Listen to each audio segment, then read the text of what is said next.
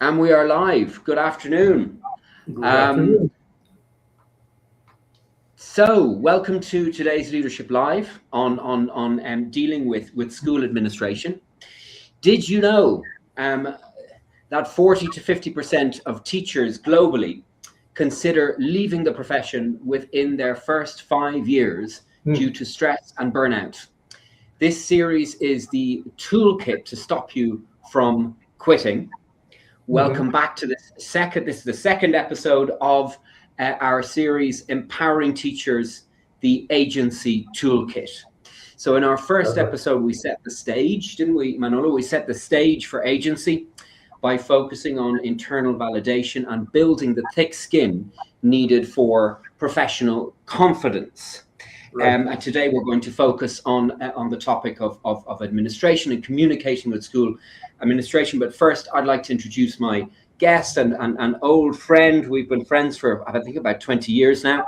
And this is Manolo Hidalgo, co-creator of the 7 Teacher Voices series. Manolo has over 30 years of experience in language teaching. I've got 35, I think it's 34 this year. So between the two of us, we've got a lot of years of experience teaching, dealing with the issues that we're going to talk about today. Manolo also holds a master's degree in applied linguistics and has international certifications, including serving as an examiner for the Cambridge exams. And he's currently the academic and general director of Quill Idiomas. This is Manolo's language school in Zona Rosa in Mexico City. If you're in Mexico City, you can find him on Avenida Chapultepec near Metro Sevilla. You can also contact him online. His school gives Spanish as a foreign language and English as a foreign language classes. So now in our last episode, we dealt with validating ourselves internally. So today we're going to deal with the next major pressure point, the administration. Manolo and I have been and are I think I'm less an administrator now. Manolo, you manage teams of teachers and examiners. You're managing me at the moment. I'm part of one of your teams. So, but I've worked in administration too. We've been on both sides of this, you know. We are both teachers of many years standing, but we've also worked on the administrative side. So this topic of administration, dealing with administration, communicating with the administration, is where the confidence that we talked about in episode 1 is truly tested. So the challenge here is how to deal with directors or coordinators who may not understand the subject. For example, English language teaching. Often school directors don't know that English language teaching classes are noisy because everybody is speaking, and there are other things that they don't understand about how we teach. These decisions, of course, by school administration affect teachers emotionally, but also affect our livelihoods if we don't toe the line. Manolo spoke about fear and surveillance in the first episode, and I think that those are real concerns. It's not something that I'm living at the moment. I'm very, very happy having you as my boss, Manolo, and also in the other places that I work, Blue Ivy Coaching. I'm very, very happy there. We are treated very, very well and we are respected. But that's not the case in all of the schools around the world, no? Because this episode is in English because we don't only want to focus it on Mexico, isn't that right, Manolo? Because we normally do these in Spanish, but we decided to do our lives for teachers in English. So before we dive in, remember, subscribe to this channel, please. If you like the video, there's a button and it says like on it. So click on like if you like. If you don't like, click on don't like, or put some kind of comment in the comment section, in the chat section, in the chat box, and we will answer. Of course, we're always on call. No. This channel is an investment in your personal, professional, and ethical growth, and especially this series is an investment in yourselves as leaders in the global education space. So without further ado, let's pass on to the first question, which is for you, Manolo. The question is this: when administrative decisions are based on ignorance or rigidity, such as mandatory, non-negotiable lesson plans, what's the most common emotional response among teachers? How do they feel, and why do so many feel their powerlessness stems from the administration? Right. Well, as you have said, this is a core conflict. I mean, in language teaching in schools in general, not all of them, fortunately, between the academic expert, which of course includes the teachers and the academic coordinators, etc., and administration. There are several responses. They also depend on the teacher's personality as well. I mean, some teachers feel very vulnerable to these decisions, which you have said are based on ignorance, really, and rigidity. And in this case, well, these teachers feel sort of insecure, and there is where fear comes up, because they try to do everything although it is against their principles and against their concepts, but they are afraid of, to begin with, losing their jobs. This is one kind of teacher. And another kind of teacher, of course, there are many kinds, but is the teacher with a very strong personality as a human being, let's say. Yes. And that teacher tends to be reluctant to following these rules. I mean, and within his or her realm, the classroom, he or she would do things the way he thinks are best, regardless of this rigidity in the school administration. So that is, those are two attitudes: fear on the one hand, and sort of ignoring rules up to the point. I mean, as far as they can do it. On the other hand, this is a complex topic, because when the teachers, when these second kind of teachers do that, sometimes they are right. Sometimes they have very strong methodological concepts, and what they are doing, even if it is sort of ignoring the administrative rules up to a point, is right, and the results are very good. Some of the times, that kind of teacher wants to do things the way they have always done it, and they are not that right. This is another side of the story.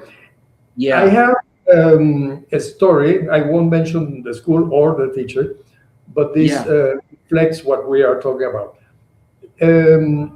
At that school, the teachers are given the lesson plan. Let's say the lesson plan appears on PowerPoint presentations. They are designed by experts, by academic experts, curricular design coordinators and experts. So it is definitely well founded. I mean, it has good foundation, academic foundation. So, but then this, and of course, the teachers are told to be flexible too.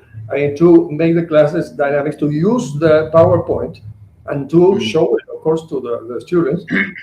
But at the same time, they can be flexible up to a point. I mean, within the principles.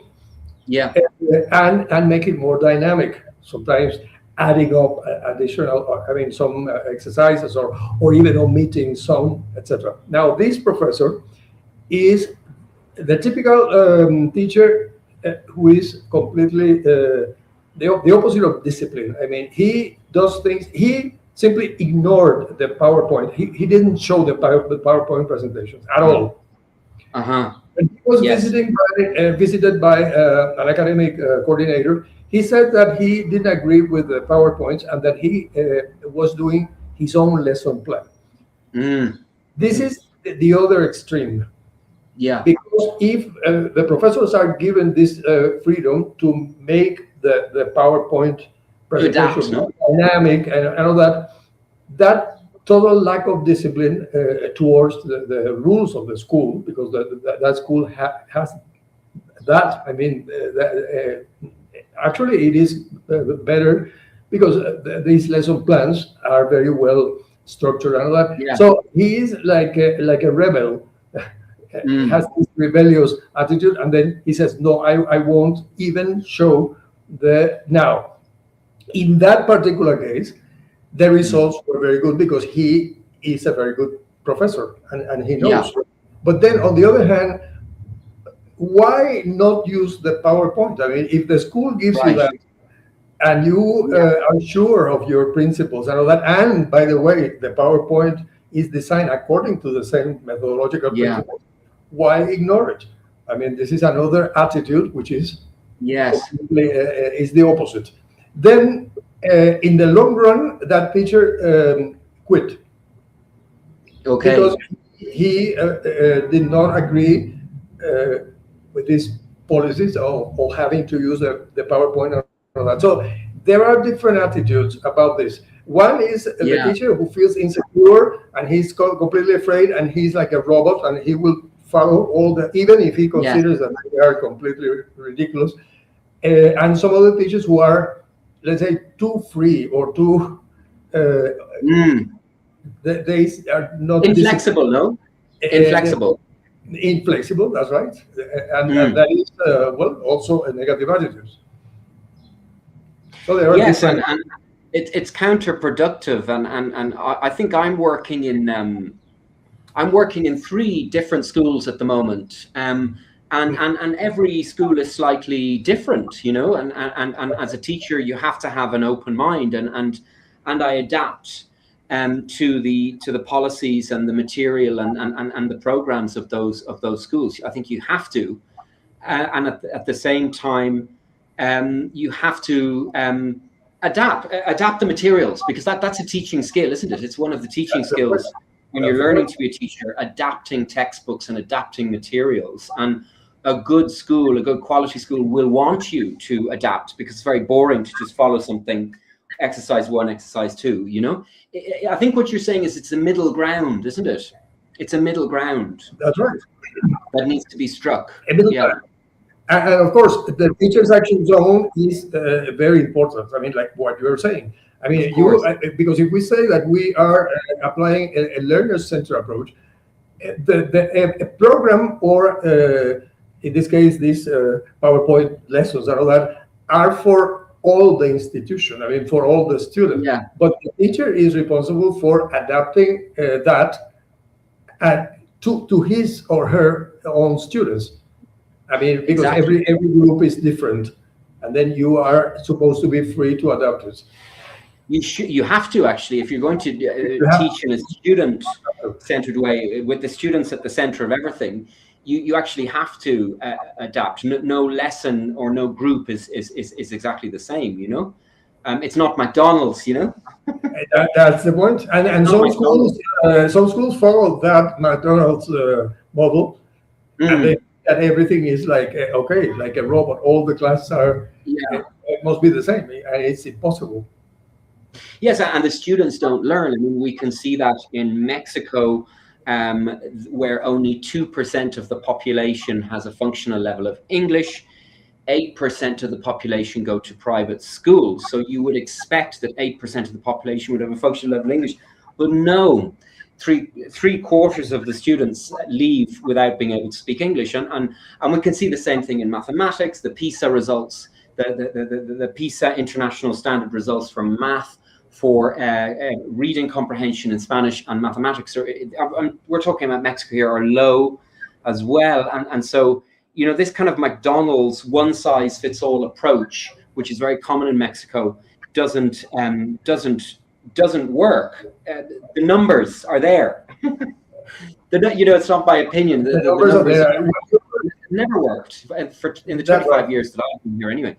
So, yeah. What you were saying about these 2 roles, I think, and it is a fact, that the ideal thing would be that the administration would be in charge of an academic expert. So that is that the academic expert is also dealing with That's the right. administration, because he will know the principles in teaching, in methodology and all that, and at the same time the feasibility, let's say the administrative feasibility of certain things, like the Yeah. amount of students, etc.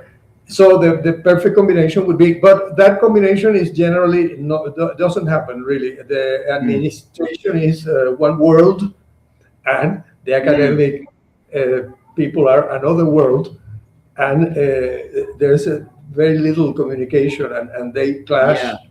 Right. Lots of times. Yes, they're not speaking the same language, you know, They're not and speaking the same language, and they yeah, don't and have the that same is, interests. yeah, yes. Yeah, and we'll talk about language in a minute. That's my next question for you, actually. But let me share some killer facts first. A couple of killer facts. It says here that teachers in environments with high administrative control report higher rates of job dissatisfaction. High administrative control coming from outside, you know, not them being in control of the administration. So when it's external administrative control, there are higher rates of job dissatisfaction, 35% higher, it says here, compared to those teachers who have high autonomy. So that would mean that the teacher who involves themselves in the administration part, you know, have higher job satisfaction. And the example of the teacher that you gave who refused to get involved in administration, left, you know, he left the job. He was dissatisfied, no? So maybe if he had actually proactively or actively participated, you know, in a kind of a team with the school, very much a team actually, he probably would not have left. Of course. It's a question of mutual respect, no? Okay, the next killer factor says administrative interference with professional judgment is a primary factor leading to teachers considering quitting. Yeah, definitely, yes. Definitely. I mean, not just in teaching, in any job, you know? Yeah, that's right. I had a situation in sales, when I worked in sales, that was just that. It was just like, oh, I just, it was very, very stressful, you know? Okay. And I had a number of jobs in sales. Not all of them were stressful as that particular boss. Sales is stressful as it is, but that particular boss made it worse. Okay. So my next question for you, Manolo, is how can a teacher translate professional judgment? I need to put on my glass, I can't see a thing. How can a teacher translate professional judgment into administrative language to justify necessary deviations from the lesson plan? How can a teacher frame their language? I think that's what we're saying, framing it from the perspective of the school, so that the school respects the teacher. The basis of it all is professional development, I mean, and knowledge. Because if you are empowered by this knowledge and you are completely convinced of the methodological principles, the tendencies in language teaching and all that, and you have the appropriate language to transmit that and to explain, I think that can be dealt with a little later, then hopefully you will be able to explain and to convince, I mean, the administration why you have done this or why you do this or that. Not like being in a rebellious attitude. No, I don't want to do it. No, well, it's a matter of just negotiating, but especially explaining why you're doing something. And very importantly, to appeal to quality. Because you can always ask the administration, well, aren't we interested in the quality of our service in this school? Yes. Then, of course, the administrator will have to say, yes, of course, we are involved in the quality. And then you say, well, precisely because we are both aiming at quality, you and us, teachers, this should be done like this or like that, or this goes against this or that. I have two examples from, well, the same school I was referring to before. One, for example, is the amount of students. So we know for sure that a good language class with 40 students, well, we know the results. It is almost impossible, especially to assess Yes, each of I the suppose. students' Yeah. progress and all that individually and the way it should be, and using a humanistic approach because it is very difficult. But then the administration says the groups have to be 40 40 students students. Yeah. for administrative reasons. And for administrative reasons means financial reasons. Right. And then, for example, that is an example of a clash between the academic concept that says 40 students, the results that you want, the administration, the teachers want to achieve, cannot be achieved, I mean, with this amount of students. But then the administration says there is absolutely no way out. There have to be 40 students in each group. Okay, so there you have an evident clash. But there, in that case, there is nothing to do. I mean, the teacher will have to do the best he can to handle that with that amount of students. Yeah. Because that is something that cannot be changed. For example, even if you persuade and you explain, well, 40, it's impossible to assess all the students the way we both want, because the administrator, or let's say the directors who are administrators and not academic as such, will always say that they want quality as well as the teachers and as well as the academic experts. Yes, we all want quality, very high, and that's what we offer the clients. And yet they have these measures that go against quality, but there is no way to change them. So you see, in this case, even if the academic experts and the teachers do their best trying to explain, sometimes it is like a wall. I mean, you cannot possibly go against that. Well, I think here maybe negotiation skills come in, don't you think, Manolo? Because by finding common ground, I mean, the financial success of the school has to be the common ground, or would be an example of the common ground. I mean, it's not in the teacher's interest for the school to close, for example, because then the teacher will be out of a job, you know? So maybe if the teacher and the administrative side had a discussion based on common ground, you know, financial success and academic success, and they could explore ways of now, obviously, it's a difficult situation, isn't it? But I think that there would be more creativity in terms of solutions if both sides focused on the common objective, which is the financial and academic success of the school, and had a brainstorming session, you know. And normally somebody needs to take the first step on that kind of discussion, because if both parties are stuck in their their position, somebody needs to take the first step. Somebody needs to extend the hand, you know. And I think it needs to be us teachers if the school is not capable or willing to do it, you know. And I think the teacher could say, well, listen, I want financial success for this school too, because I don't want to be out of a job. Of course, that's right. Because schools do close, and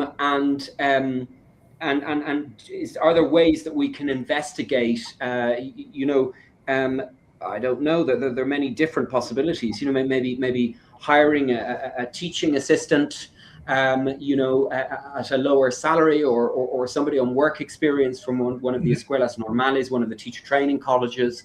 You know, there are different ways that large groups can be handled, you know. Right, exactly.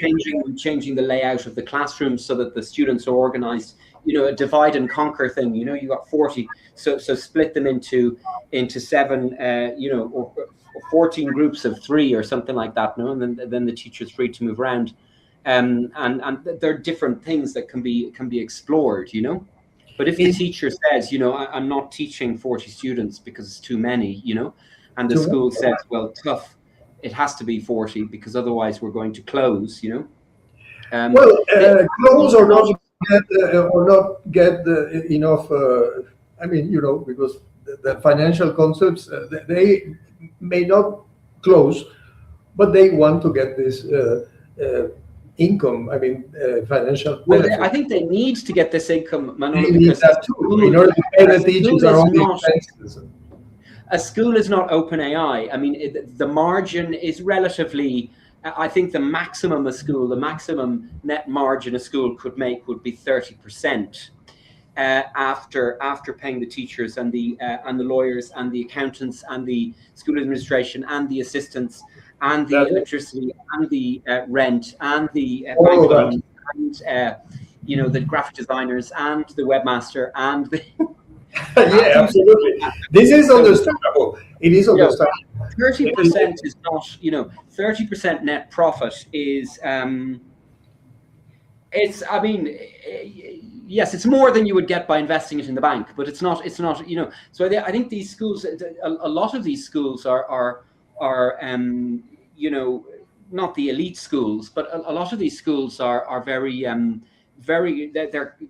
they're operating close to the bone. No, they're flying close to the wind, as my father would say. You know, and it's not 30% margin is the best a school can expect.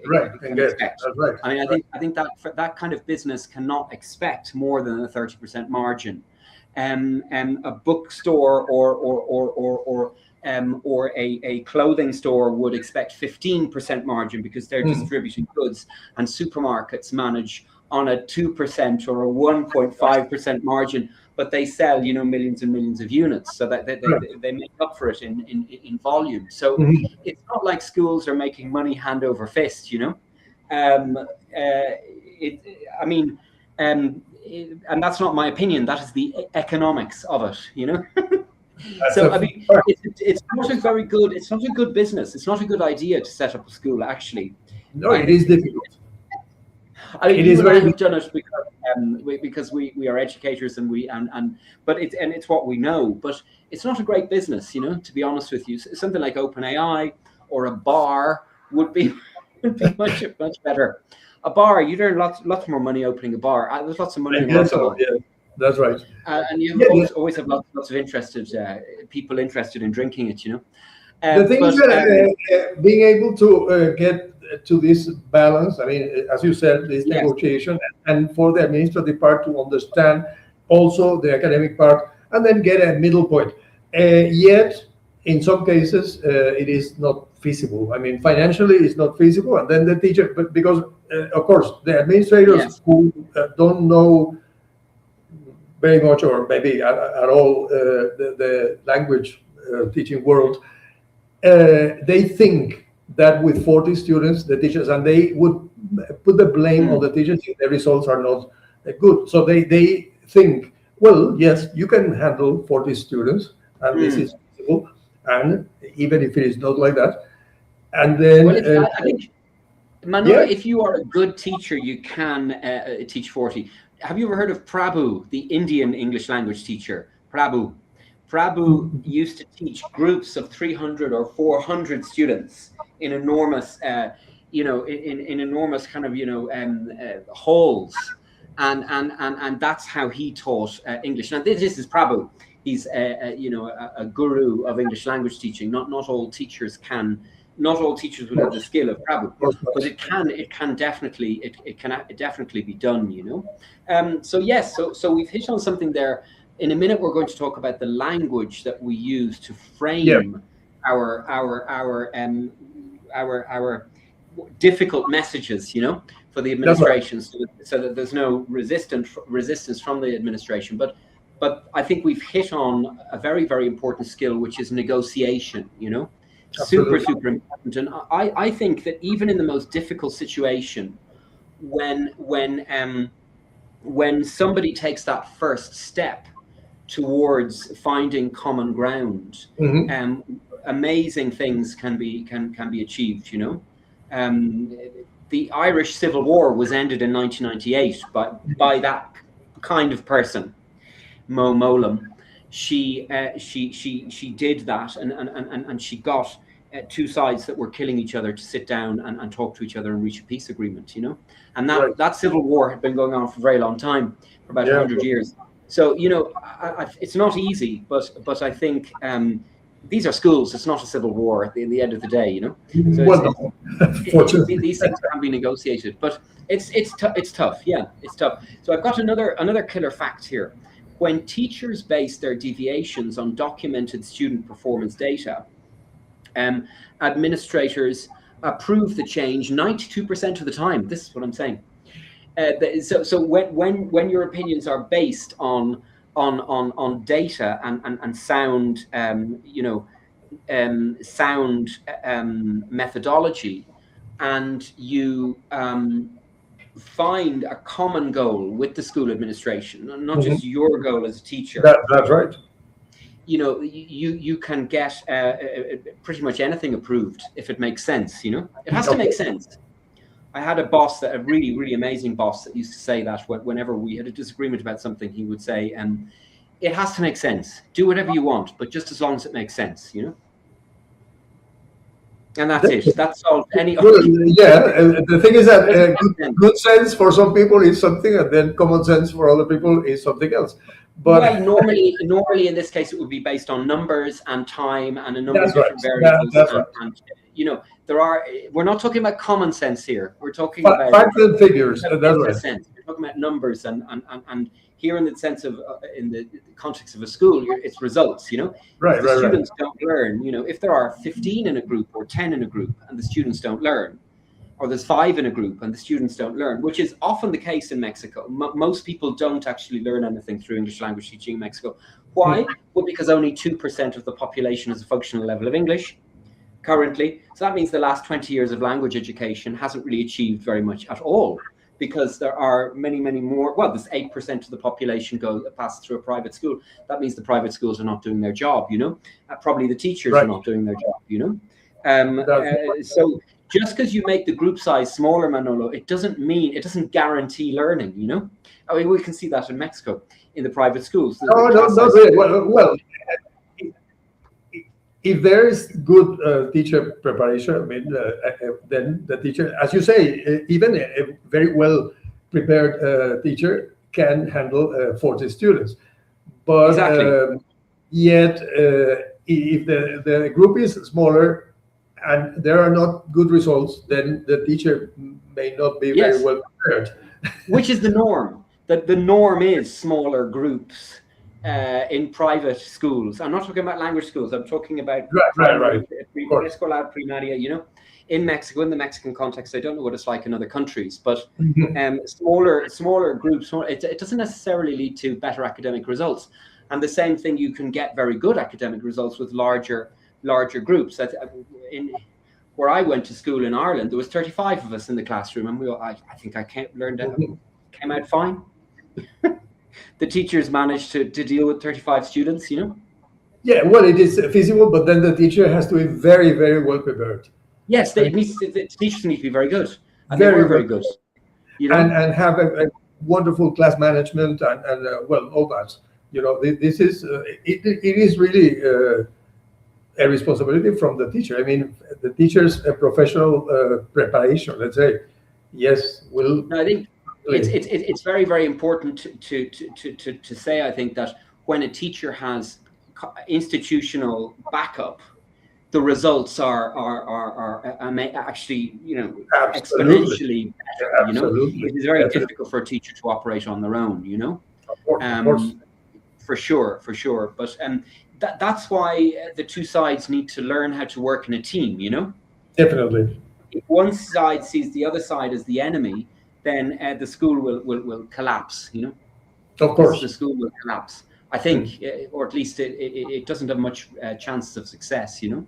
Right. Another killer fact here. It says, what do you think of this one, Manolo? Framing pedagogical justifications in terms of organizational metrics, such as maximizing instructional minutes or improving institutional assessment scores, can increase administrative acceptance of instructional changes by 40%, it says here, compared to using purely academic language. What do you think?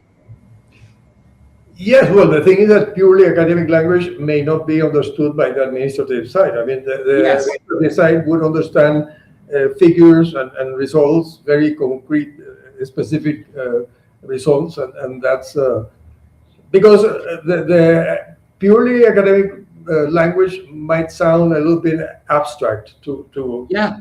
the administration. They might think, and especially because they think that they are right in the sense that if the teacher knows what he or she is talking about, he can achieve this even within this atmosphere, let's say, environment of rigidity and rules from the administrative side. But again, the word is negotiation. I mean, middle point. I think both sides are right. This is what we're saying. Both sides are right from their perspective. That's why they need to learn to work together. It's not that one side is right and one side is wrong, you know, or vice versa. Right. That's right, of course. Because that kind of thinking leads to what we have in Gaza, and that kind of thinking leads to what we had in Ireland, where I grew up. I grew up in a civil war. Of course. With one side thinking that they're right and the other side thinking that they're right. You know, it's just that kind of way of working will never achieve neither good academic results nor good financial results, nor and it will lead to lots and lots of conflict, lots and lots of non-constructive conflict. You know, of course. I'll never forget when I was 20 years old. I was in university. I studied English and French in the National University in Ireland, and I sat down with my cup of coffee and my toast one morning before class, and in the canteen, you know, and there was a conversation between a university administrator and a teacher, a university professor, and she was asking for a teacher's lounge, you know, a lounge where the academics could go and sit and drink their coffee and relax and prepare their classes, etc. You know, rather than doing it at home. And the administrator said, you know, I was shocked, you know, and I was only 20 years old, so I didn't know what. And anyway, it wasn't any of my business. It was kind of, because I was a student in the university. The administrator said, what you don't understand, he said to the teacher, was that teachers don't add any value. He said, "Can you believe it?" You see, and I was thinking, teachers don't add any value to the result, the financial result of the university. And I just thought, shocking. Well, the only reason I'm here as a 20-year-old, you know, little version of me, the only reason I'm here is because of the teachers. I'm not here because of the school administration, the university administration. And obviously, you need the university administration as well. Of course, both are necessary, but the teacher's value is. You know, I just thought it was amazing. I've never forgotten that, eavesdropping on that conversation, and I think I caught the eye of the teacher, you know, and she just looked so sad, you know, that and she, good on her, she didn't say something nasty in return, but she would have been within her rights, you know. Very, very obnoxious. What do you think? I mean, that's an obnoxious thing to say, isn't it? Well, definitely, of course. Anyway, and very common, you know. And unrealistic. I mean, because it is not true. It's not true, actually. Yes, it's not true.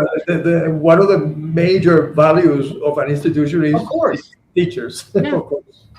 That is why teachers take the lion's share. That's why the administrator was so angry with her, probably, was because he was upset about her enormous salary, you know.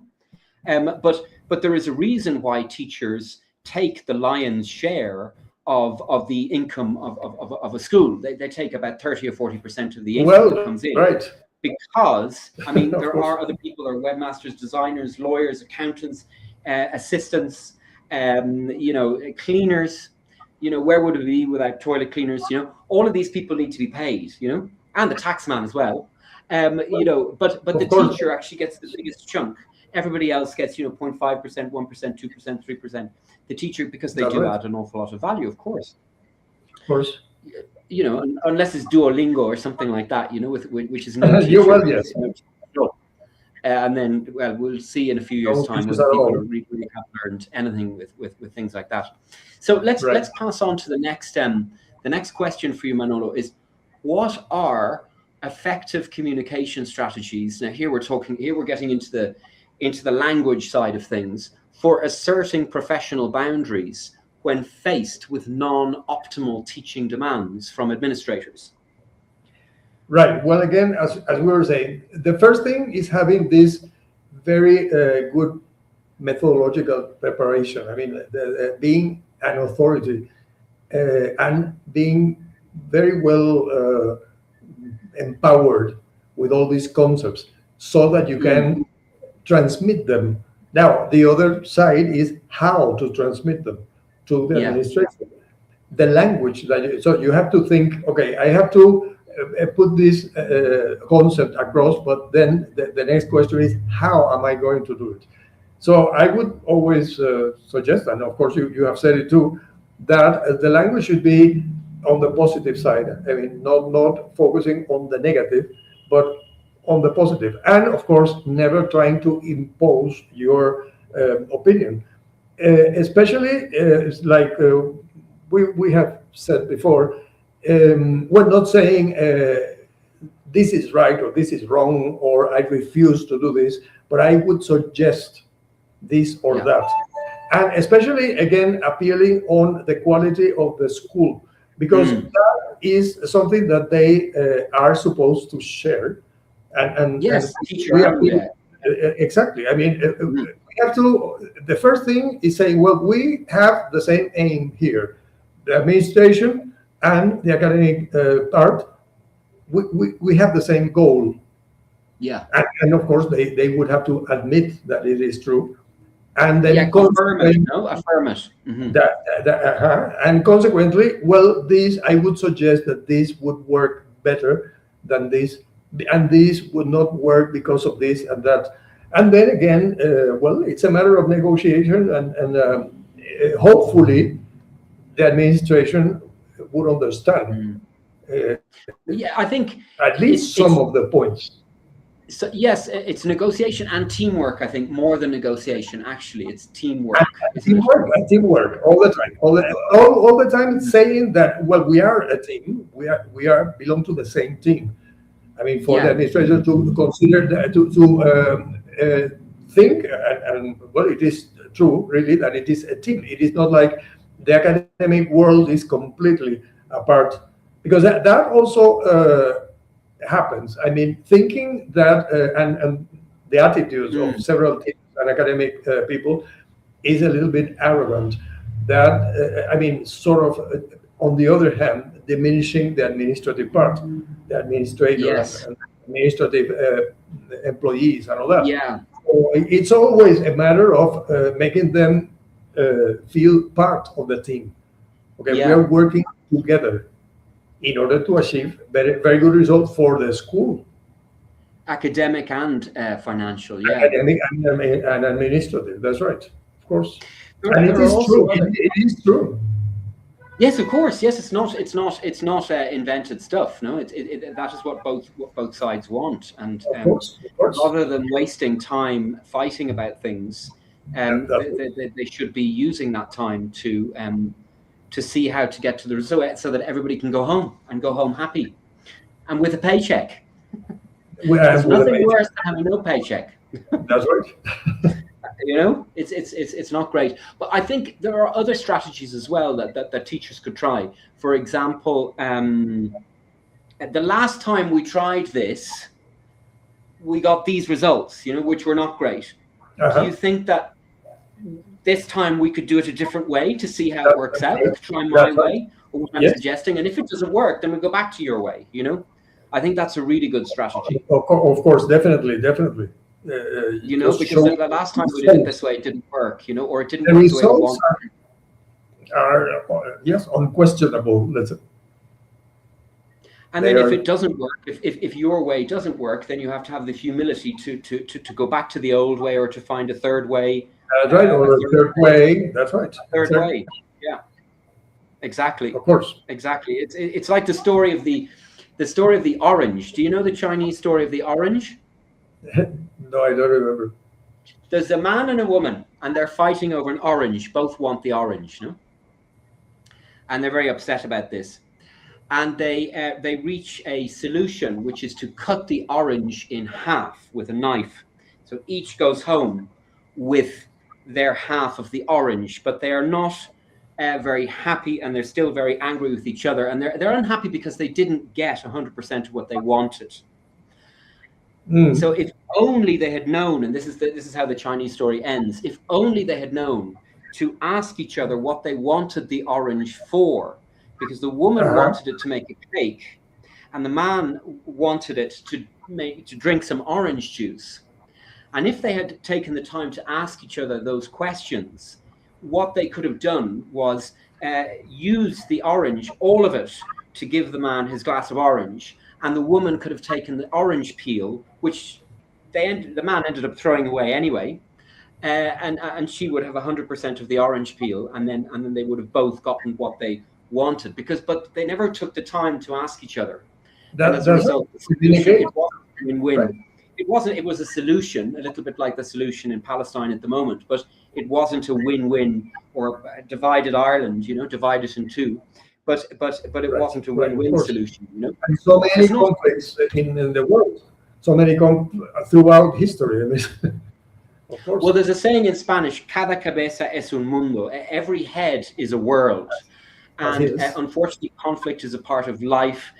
Nobody will ever see, no two people will ever see the same thing, will see a thing the same way, That's part of and also there's been research done in 2016. I'll see if I can find the piece of research.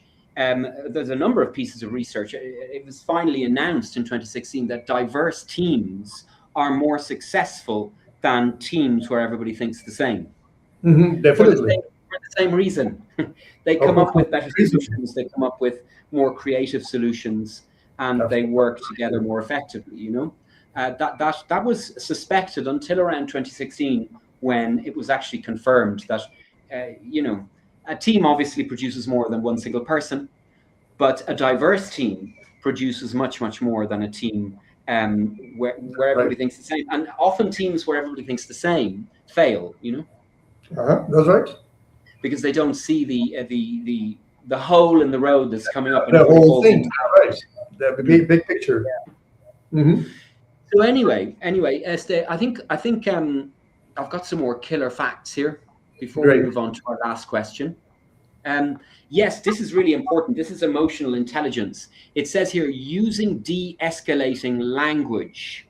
So what's de-escalating language? Well, I hate you is not, that is likely to escalate the situation, or you never listen to me. That is likely to escalate the situation. So we need to use language to de-escalate. Everybody calm down. No? That's right. Everybody sing the same song. And professional framing. So this is what you were talking about. Frame everything in a very professional way, because we are professionals. So replace the phrase "I refuse" with "based on best pedagogical practice, I recommend." That's right, of course. And if that frame doesn't work, then you have to try another frame. You might say, well, the last time we tried this is what happened, and it wasn't ideal. There's different ways of framing something, which are more constructive than "you never listen to us, I refuse to do that," or "this is ridiculous," or "I'm a teacher and I do all the work and you guys in administration do nothing," or the administration saying, "you teachers don't add any value." There are ways of de-escalating and framing things so that So anyway, it says here that framing in this way is shown to reduce. This is not surprising, actually.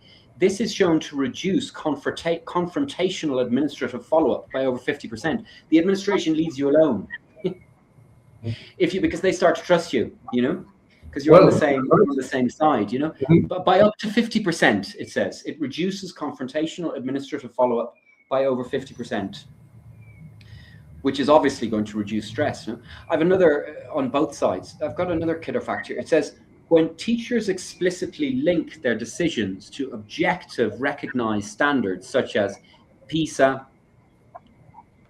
I'm not going to say anything about the PISA results, but such as PISA, the Common European Framework, etc., for reference for languages, or best practice internationally, administrators are 35% less likely to impose non-optimal demands, recognizing the teacher's domain-specific authority. Because you're referring to international standards and international best practice, which I think is lacking in the teaching profession, isn't it? I mean, they have it in the medical profession. There is medical best practice, but in the teaching profession, it's a little bit more difficult to see. Everybody disagrees on what the best practice should be. They've got their own personal practice, and that doesn't help. That will lead to conflict very, very quickly. Another fact here, it says teachers who proactively establish and communicate professional boundaries in their practice, such as I would suggest instead of I refuse.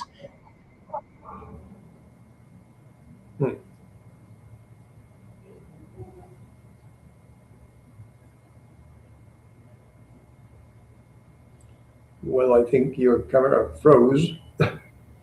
Did you lose me? Yeah, for some seconds. Yes, that is my internet provider, but I'm not going to say the name of the internet provider because well, I trust that they're doing their best, with internet technology. But anyway, I'm back. It said that teachers I was saying here that teachers who proactively establish and communicate professional boundaries in their practice report a 40% lower incidence of job-related anxiety and emotional exhaustion compared to those who passively accept administrative overreach. Yeah. Of course. Being assertive, yeah. And assertive language, yes, assertive language. What is assertive language? It's fewer I statements and more we statements. We. Absolutely. You. And when you're talking about feelings, I statements, obviously. Sometimes I statements are good, but we is a much better pronoun to use. No? Absolutely, definitely. Okay, right. So I've got a final question for you here, Manolo, because we've been going for a long time and we should wrap up. So when negotiation fails and frustration is consistent, what is the professional active agency for a teacher in a do or die situation? You mentioned in the first episode, do or die. There are some situations where you have to move on. I mean, it's not ideal because if you found problems in one place, you're probably going to find problems in another place as well. Conflict is. But what do you think? What should a teacher do? Yes. Well, first, if again it's do or die, if there cannot be room for negotiation, if the teacher thinks that nothing can be done. It is, well, to begin with, knowing that there are other schools where the administration is more open and more aligned with academic principles. There are schools like that. I mean, being hopeful that it is not like a very dark situation. I mean, you can always do research on other schools and also ask other colleagues, other teachers about their schools. I mean, how it works. And then, well, if it is like that, I mean, we know, like I mentioned before, sometimes you have to think about moving on to another school, or in the best of cases, which is, of course, sometimes not feasible, to start up your own school. As simple as that. Yes, exactly. This is another, of course, it is definitely very difficult. I'm not sure I would recommend that. Having done it myself, I'm not sure I would recommend that. but you know, well, it is not always possible. But you know, this is another option, another set, another way, another path, let's say. But the general thing, because this is definitely not feasible in most cases, it's doing research. I mean, on other schools. I mean, and then where you can be freer, and especially applying your concepts, being sure that your concepts are right. I mean, not just because you want to do things. I mean, in your way, and they are really not based on pedagogical principles. But it is the only solution, really. Yes, I would add that I think it's a last resort, though. Don't you think? I think The, you need the to last discuss resort, other absolutely. avenues. No, definitely, because of course, if you lose that job, well, it is definitely not easy to find another, because you have to Yes, it's go. not fun having no job. That's right, Yeah, it's and not. this is Yeah. exactly the reason why many teachers feel this fear of losing Yeah. their jobs and then not being able to get another job, because of course Yes. getting another job in another school where the principles and everything is more open is definitely not easy at all. So they well, try to sort of keep their job, and then somehow coping with putting up with several things that they are really not, they don't agree on, but they do. So Yes. Yeah. generally, I that think is the case. I mean, most teachers. I think what we're saying here is that these do or die situations can be avoided if the teacher has negotiation skills, and if they use assertive language, and if they Absolutely. are if their methodology is sound. It's You sound. should actually be able to find a very happy situation in most places. That's right. It shouldn't be do or die, but sometimes it is. If it's a violent It situation, shouldn't be. you have to get out of there if your well-being is at stake. But I think it's a last resort. It is the last resort, and it is definitely not very common. I mean, to have that situation. Yeah, yeah. I think And I think it again depends very much on the personality of the teacher. I mean, some teachers, sure. like, I mean, they are better at negotiating and communicating and getting to a middle point and all that. Some teachers and some people in general are very arrogant, and think that what they think is the right thing, and there is no possibility to. Well, it probably on is the right thing. side. It probably is. Once again, it's not. It It's not probably that, is the right thing.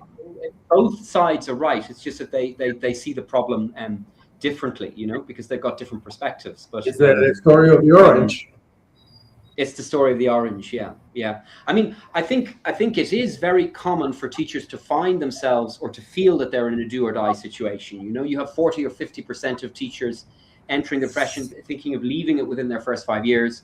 If you look at TikTok at the moment, it has exploded with teachers crying or relating their stories in their cars, after, there's a lot of teachers suffering out there, especially in the United States, but in other countries as well, in Latin America as well. There's student violence towards teachers, and I think that's the point of this series, isn't it? To give teachers tools to be able to navigate these difficult situations. Exactly. That's right. Okay. Definitely. Well, let's leave it there. Next week we're going to. This was the second in a 7-part series. Next week will be the third, and we'll be tackling the third major pressure point, which is parental expectations. Communicating with parents. We'll discuss how to manage parents with unrealistic expectations, and all of the other things in between. So please do write in the chat, which of these challenges do you find most overwhelming in your daily life as an educator? Share your experiences or questions, points of view, disagreements with anything that we've said.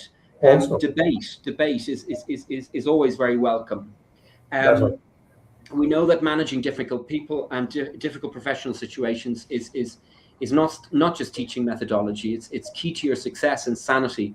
So subscribing to this channel and participating and being part of the community is an investment in your professional and personal and psychological growth. Absolutely. Everybody have a great Saturday. Enjoy your downtime, and I will see you on Monday morning, Manolo, at 8:30. See you on Monday morning. Watching. That's right. Have a nice weekend. Okay. Bye-bye. Nice weekend. Nice weekend.